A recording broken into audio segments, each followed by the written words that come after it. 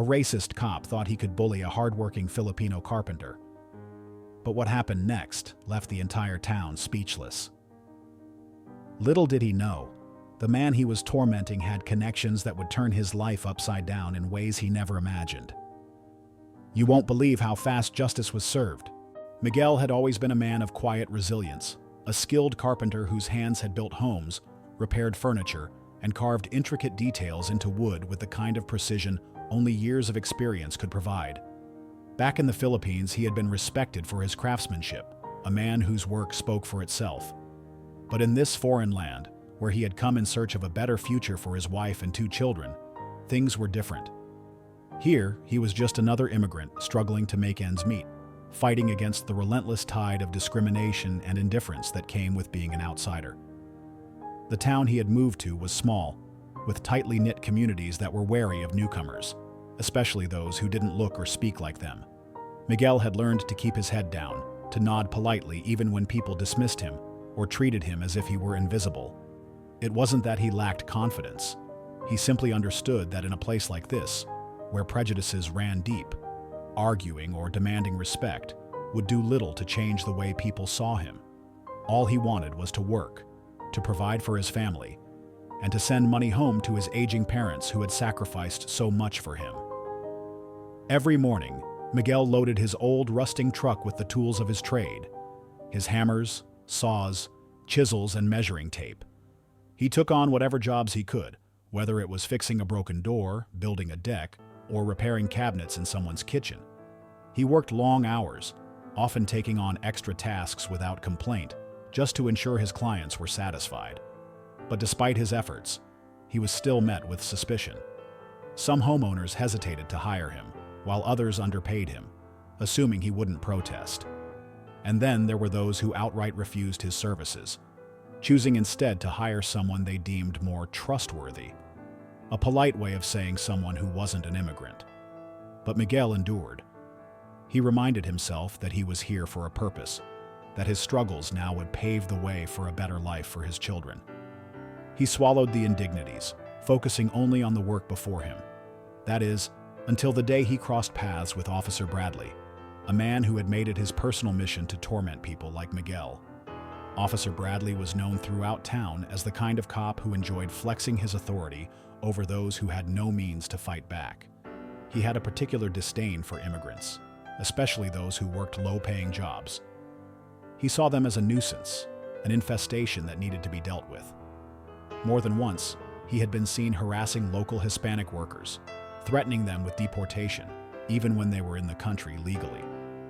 Some men had been arrested on bogus charges simply because they had the misfortune of crossing his path.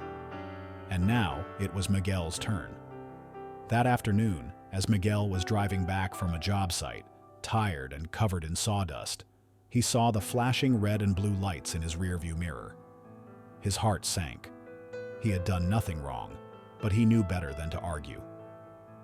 Slowly, he pulled over to the side of the road and turned off the engine. His hands gripped the steering wheel tightly as he watched Officer Bradley approach. Bradley leaned down, peering through the window with a smirk. "License and registration," he barked. Miguel nodded and retrieved the documents, handing them over. Bradley barely glanced at them before narrowing his eyes. "What's your business here?" "I'm a carpenter, sir," Miguel answered politely, his voice steady despite the knot forming in his stomach. Bradley scoffed. "A carpenter, huh? You got a work permit for that?" Miguel frowned slightly. "I'm a legal resident. I have my papers." But Bradley wasn't interested in his explanation. He yanked open the door. "Step out of the vehicle." Confused but compliant, Miguel obeyed. The moment he was on the ground, Bradley grabbed his shoulder and forced him down. "Kneel," he ordered, his voice cold and commanding. Miguel hesitated. "Sir, I said kneel." Bradley shoved him harder, sending him down onto the rough pavement. People began to gather, watching the scene unfold. A mother holding her child's hand stopped mid-step, her face filled with uncertainty. A man at a nearby gas station pulled out his phone, recording. Bradley continued his humiliation. "What are you doing here, really? You think you can just come here, steal jobs, and live off our system? We don't need your kind polluting this town." Miguel clenched his jaw, his fists trembling against his thighs. He wasn't here to steal anything. He had worked for every penny he had ever earned, yet this man was treating him like a criminal. Bradley walked over to the truck and opened the back, tossing Miguel's tools onto the ground. Let's see what we got here. Unregistered tools? Could be stolen. I might have to confiscate these. Miguel's eyes widened. No, sir, those are mine. Bradley silenced him with a glare.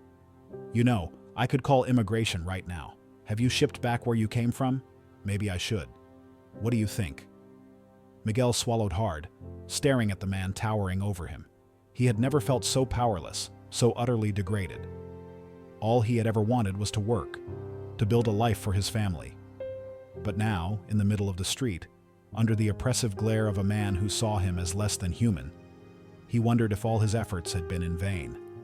Little did Bradley know, karma was watching, and justice was about to strike faster than he could ever anticipate. Miguel stood still, his hands shaking ever so slightly, but he refused to let Officer Bradley see any sign of fear. Years of hard work had instilled in him a deep sense of discipline and patience. He had built houses from the ground up, carved intricate woodwork that would stand for generations, and endured the brutal sun while laboring for his family's future. A man like him, who knew the value of persistence, would not let a power-hungry cop break him. Yet, no matter how calm he remained, the humiliation weighed heavy. His tools, his livelihood, had been tossed onto the ground like trash. His work permit, though perfectly valid, was being scrutinized as though he had no right to be there. People walked past, some looking away, others recording on their phones, but no one dared to intervene. He knew that one wrong word, one wrong move, and things could escalate beyond repair. A few feet away, a luxury car idled at the curb, its windows tinted dark enough to conceal its occupant. The man inside had been watching the ordeal from the moment Officer Bradley had stopped Miguel. At first, he thought it was just another routine traffic stop. But as the minutes dragged on and the cop's tone became more aggressive, he felt an unsettling knot tighten in his chest. The carpenter's face was familiar. The more he watched, the more certain he became. He knew this man, and he owed him. As the officer's taunts grew more cruel, the man in the car exhaled sharply, his patience thinning.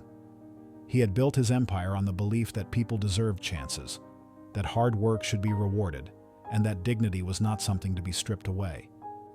Miguel was not just any carpenter. He was an artist. Years ago, when he was just starting one of his most ambitious luxury real estate projects, Miguel had been the one to handcraft the wooden interiors that had turned his development into a masterpiece. Every finely detailed banister, every carved mantelpiece had been touched by Miguel's skilled hands. Without him, the project might never have achieved its prestige. And now, here he was, being treated like dirt. The man in the luxury car had seen enough. The power shift was about to begin. He pushed open the car door and stepped onto the pavement. His Italian leather shoes clicked against the sidewalk, drawing immediate attention. The aura of wealth and authority surrounded him like an invisible force, and the murmurs began almost instantly. People recognized him, the billionaire real estate mogul, the man whose name was synonymous with influence. Officer Bradley, still gripping Miguel's papers, barely spared him a glance at first. "Move along," he muttered, assuming the well-dressed stranger was just another curious onlooker. But the billionaire didn't move. Instead, he walked straight up to Bradley, his voice low but sharp. "Give me your badge number." Bradley finally looked up, his sneer faltering for the first time. "Excuse me?" "I said," the billionaire repeated, his tone unwavering. "Give, Mr. your badge number." The entire street seemed to hold its breath. Pedestrians stopped mid-step. Cars slowed as drivers craned their necks. The billionaire's presence was electrifying, impossible to ignore. He turned to Miguel, eyes full of recognition and something else, respect. "Miguel," he said, his voice softer now. "Are you okay?" Miguel hesitated, unused to such public acknowledgement, especially from a man of this stature. But before he could respond, Bradley scoffed. "You know this guy?" he asked. still trying to maintain his authority, though his confidence wavered. The billionaire turned back to him, his gaze like ice. "I don't just know him. I owe a good portion of my success to him." He gestured around. "Do you see those luxury buildings down the street? Miguel's craftsmanship is in every single one of them. The intricate woodwork, the designs that people pay millions for, those are his. And yet, you're treating him like a criminal." Bradley swallowed hard, but he wasn't ready to back down completely. "Sir, this is just standard protocol. Enough." The billionaire pulled out his phone. "I'm calling the mayor." That was the breaking point. Bradley's face drained of color. The mayor and the billionaire were known to have a close working relationship, and a single call could end his career in an instant. He stammered, his grip loosening on Miguel's papers. The billionaire stepped closer, voice now a quiet, deadly whisper.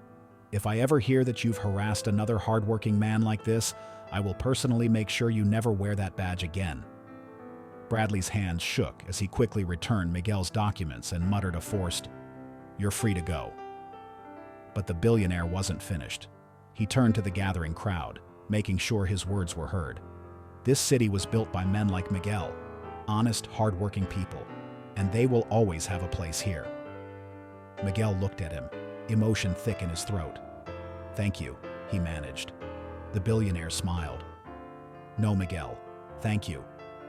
As Bradley slinked away, humiliated, and the crowd erupted in quiet murmurs of approval, Miguel stood tall, reclaiming his dignity. He had faced the worst, and in the end, justice had prevailed. As soon as the billionaire placed the call, the entire atmosphere shifted. Officer Bradley, who had been towering over Miguel moments ago, suddenly looked uncertain. He tried to maintain his aggressive stance, but the growing crowd around them had already sensed the change in power. Within minutes, the sound of approaching sirens filled the air, and 2 black police SUVs pulled up to the scene. Out stepped Bradley's superior officers, their expressions grim as they took in the situation before them.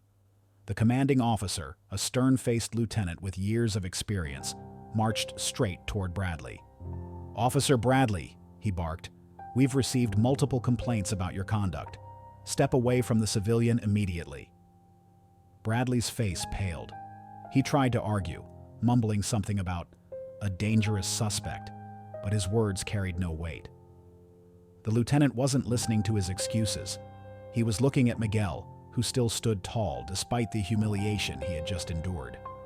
Before Bradley could protest further, the crowd erupted.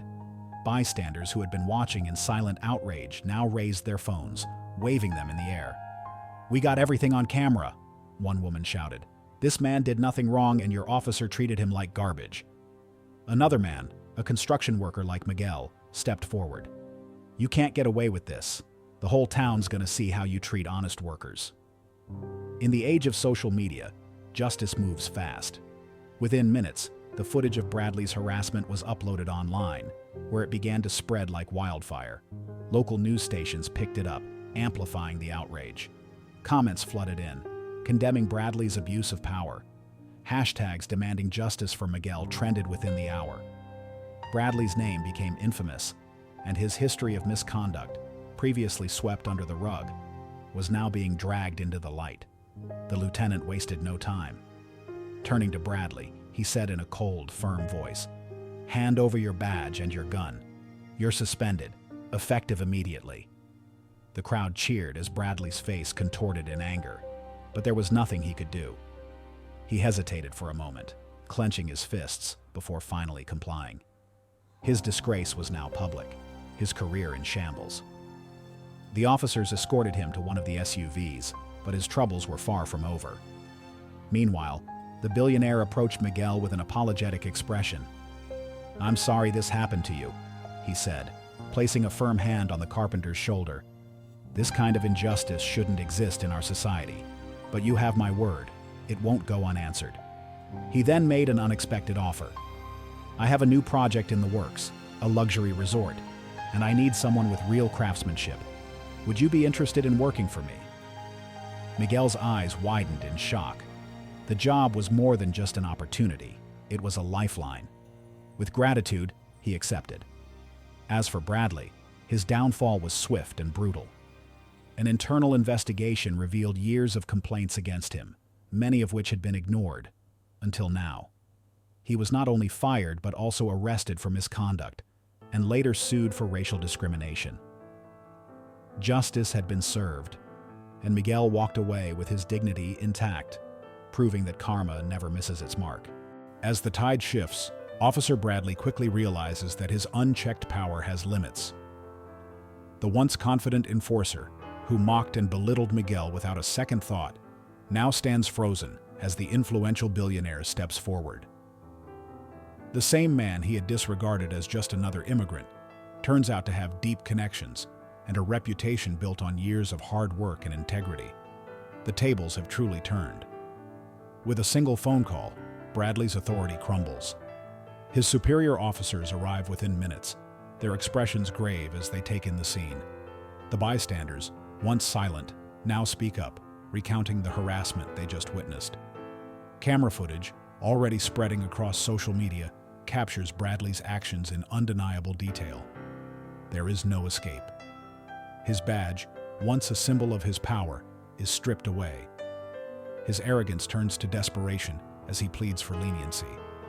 But justice moves swiftly, just as swiftly as he once moved to demean an innocent man. Miguel, on the other hand, receives the recognition and respect he always deserved. The billionaire, his former client, personally apologizes and offers him an incredible opportunity, an exclusive contract on a luxury development project. In a matter of minutes, Miguel's dignity is restored, while Bradley's career is in ruins. The lesson here is clear. Never underestimate the people you look down on. Power and privilege can vanish in an instant, and those who misuse them will inevitably face the consequences. Karma has a way of ensuring justice is served. What do you think about this instant karma? Let us know in the comments below. And if you love stories of justice and redemption, don't forget to like, subscribe, and hit that bell icon for more.